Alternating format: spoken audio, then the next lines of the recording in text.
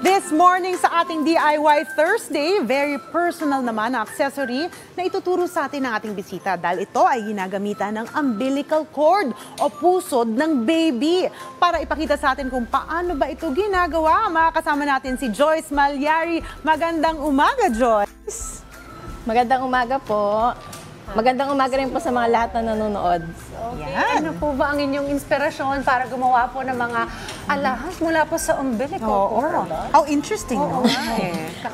Kasi sa atin po sa Pilipinas, 'di ba, mahilig tayo sa mga pamahiin, sa mga ang tawag yung mga like sa ating mga mommies, yung umbilical cord is parang yun yung bond ng mother nung nasa tiyan tayo. Yeah, so, yung mga mother, kinikip nila yun, pati rin yung mga unang gupit. Correct. Yes, diba tinatago po So, pwede rin yun? Yes po. Okay. Ang galing naman ng concept. Yes. Actually, dapat naisip ko yun nung nanganak ako. Kaso ang tagal na nun. At ayoko na maulit. Okay na yun.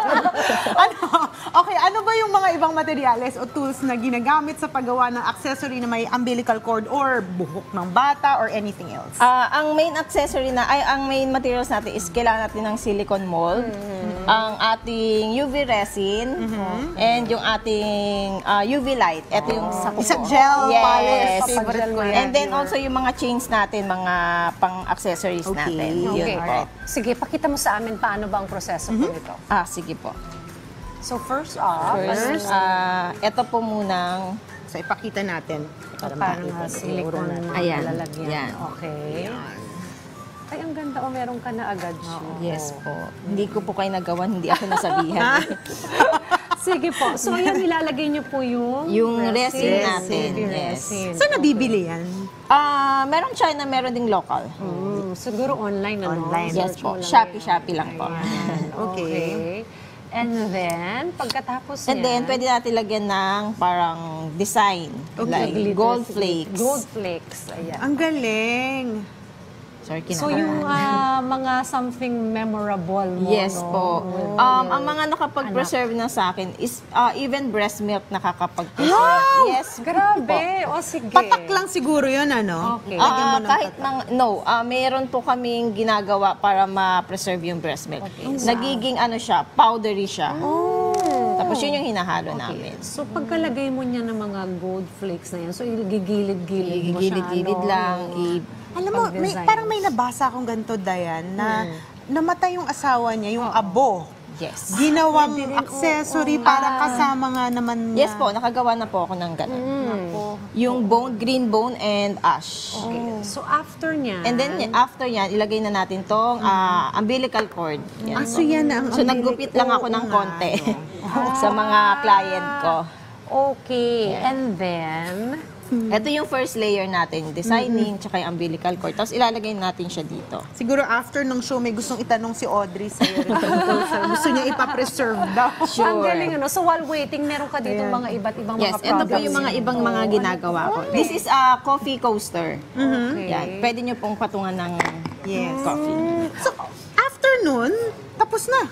May mga pa po, layer lang okay, po. Ile-layer hanggang sa maano siya, ma-enclose natin So, siya. pag nag-dry yan, lalagyan mo ulit na Yes, another one.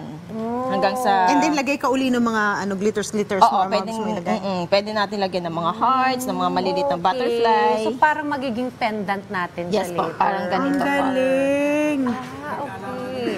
Alright, so after nan, kunwari mag-dry na siya, you'll put again itong UV resin natin. Tapos, lalagyan mo ulit siya ng something pang-design. Yes, ano? mga pang-design ulit natin. Sige, so let's try second that. layer na Second natin. layer na natin siya. So, pag nakita mo yung pendant mo, ano yan? Di ba gano'n yung usapan? Ang ganda. So, may story ka na agad na Correct. share.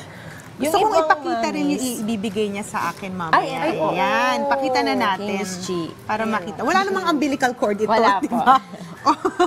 Ito meron din napakaganda po. Ang gandang nito, gift idea. Yes po. May mga rin po ako, mga gift set po ako. Like, pwedeng combination po ng... Ang ganda. Ng mugs. Even mugs po yung print, gumagawa na po ako niyan ngayon. Ayan. Na-notice ko dito, pwede bulaklak. So, pag may binigay sigurong Yes, bulaklak sa'yo yung loved ones mo. Ito po yung first flower. na grabe. pinaserve ko. Mas Lang, matindi. ito, gawa rin to dun sa UV resin. Yes. Yan po is epoxy resin naman. Okay. Pero parang mas gusto ko yan kesa yung mga eternity flowers na ilang taon. Yan talagang for life. Ito po, 2 years na to sa akin. Ay, ang galing. Since ginawa ko. So ito, maglalasa to forever.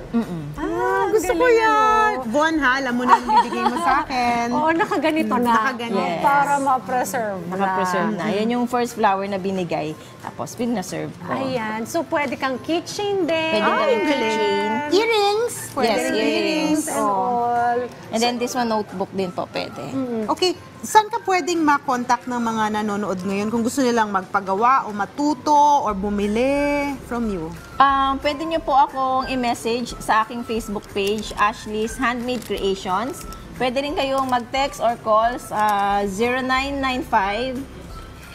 0995-875-3314. Ayun. I believe gusto mong mag-workshop soon, di ba? Yes, so baka actually- gusto mo invite ang ating viewers to Oo, join marami you on po that. kasing nagtatanong din sa akin kung paano to gawin. So, yung isang friend ko na gumagawa rin ng ganito, nag-usap kami na sabi ko, what if mag-workshop tayo? Diba? So, we will start siguro by November. Yung aking schedule, ipopost na lang ho namin sa Facebook page. Kaya follow kayo Sa guys mga mommies, mga students na gusto pong magkaroon ng parang Extra hobby and income extra din, ano? income. Tsaka pwede na rin itong gawin mong pangregalo sa Yes, darating pangregalo na sa Pasko. Correct. Gawin mo na rin sa bahay ninyo, di ba? May mga gift set kami like combination ng coffee coaster, ng coffee mug, tsaka yung keychain. Ang ganda ng mga gawa mo. Ang ganda. Thank Mamaya daw may gustong ipapreserve si Audrey sa iyo. Ano yung iba ba? Tatanungin natin siya mamaya dahil parang pinapakita niya sa atin dito. Ito na yung ginawa niya. Oh, ang ganda. Pero ile-layer pa natin. Ayan Pero na, pa na ang finished As is, product. ang ganda na na. Ay, Ang cute. Ano yung parang may ingredient nga talagang nakaka-preserve. Ganun ba? Yes Curious po. ako. Ang galing. Dahil siguro sa resin, ano? Yes, Yung dahil sa resin. talagang Ang ganda solidify. niya. Oh. Ang ganda. Tapos ilalagay mo Ginagawa lang niya siya parang nasa loob ng crystal. dito sa pendant natin, ano, yan, ganyan ang peg. Paano ba natin ito sige po. tatapusin? Sige. Isang layer pa pero Isang okay layer na. pa, Pero pero... paano mo bubutasan? Ay, hindi siya nalagay. Nilagyan mo. Supposedly, Lalagyan dapat mo siya meron ng kasi ganon. itong Yes, huli meron na. ng ulmahan. Tapos Ilalagay mo isasabit lang. mo na siyang Yes. gano'n. And then ganito na all. Parang ganito. Iba Yan. lang yung O, pendant. diba? Ano may pangalan na maganda? Ano, Chi? Ayan. Thank you so much. Thank you so much, Joy, sa pagturo sa amin kung paano gumawa ng accessory mula sa umbilical cord. Ayan. Thanks, Joyce. Thank you. Salamat din po. Ayan, at huwag po kayong alis dahil magbabalik pa po ang morning show ng bayan ang Rise and Shine, Pilipinas.